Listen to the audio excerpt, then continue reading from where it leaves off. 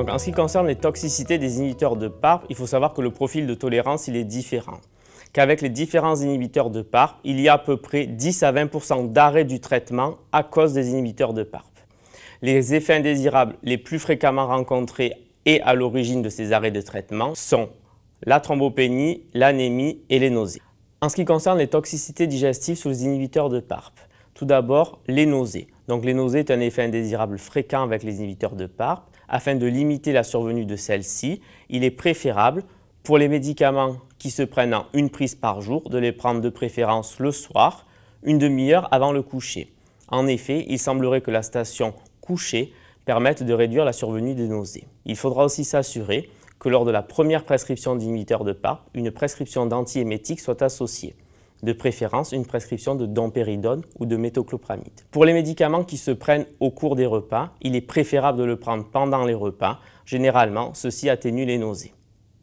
Il est également important de noter que si un inhibiteur de PARP a été arrêté pour des nausées, lors de la reprise de ces nausées, il sera obligatoire d'y associer un antiémétique.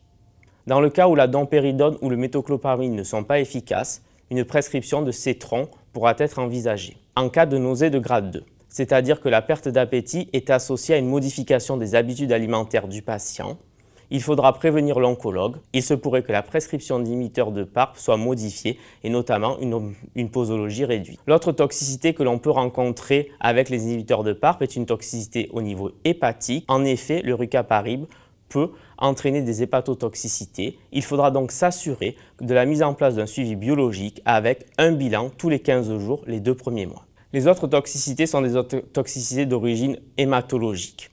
En effet, dans certains cas, on pourra retrouver des thrombopénies. Si vos patients sont traités par des anticoagulants ou des antiagrégants plaquettaires en parallèle des inhibiteurs de PARP, il sera important de les sensibiliser sur le risque de thrombopénie. Dans tous les cas, si les plaquettes deviennent inférieures à 100 gigalitres, il faudra prévenir l'oncologue. Si les plaquettes sont inférieures à 50 gigalitres, quel que soit l'inhibiteur de PARP, le traitement devra être stoppé. De façon globale, si les polynucléaires neutrophiles sont inférieurs à 1 giga par litre ou si l'hémoglobine est inférieure à 10 grammes par litre, il faudra en informer l'oncologue puisque ceci pourra nécessiter une adaptation de la posologie de l'inhibiteur de PARP. En ce qui concerne la gestion de l'anémie, en aucun cas il faudra prescrire de l'EPO. Il n'y a aucune preuve comme quoi les EPO sont efficaces sur la gestion des anémies induites par les inhibiteurs de PARP.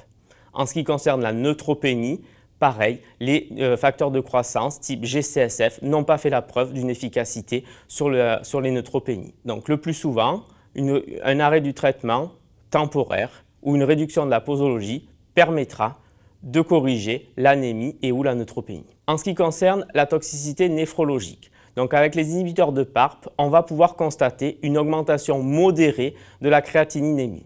En effet, les inhibiteurs de PARP vont bloquer certains transporteurs au niveau rénal qui empêchent la sécrétion dans les urines de la créatinine, ce qui va augmenter artificiellement la créatinine plasmatique. Dans ce cas, la créatinine ne sera plus corrélée à la fonction rénale et vous allez vous retrouver avec des pseudo-insuffisances rénales. Il est donc important en premier lieu de faire un dosage de la créatininémie au départ et également s'assurer qu'un suivi de la créatininémie soit mis en place au cours du traitement. En cas d'élévation de la créatininémie, il sera important de s'assurer que cette créatininémie n'est pas trop augmentée, environ pas plus de 30%. Si l'augmentation est supérieure à 30%, il sera important de prendre une consultation avec un néphrologue afin d'évaluer la fonction rénale.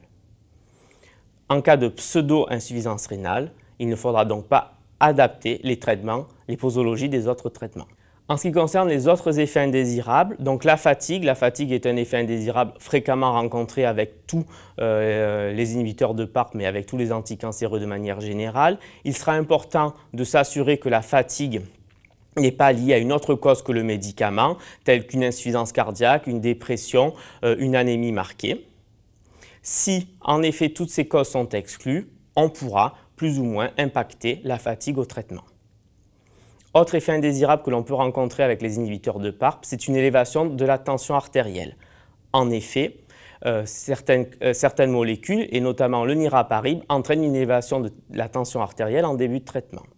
Il est donc recommandé de mesurer la tension 3 fois à 5 minutes d'intervalle, matin et soir pendant 3 jours consécutifs, puis de mesurer la tension 3 fois par semaine, puis 1 fois par semaine, notamment les premiers mois de traitement. Les conseils que vous pourrez donner à vos patients présentant une hypertension sont les conseils fréquemment rencontrés en cardiologie.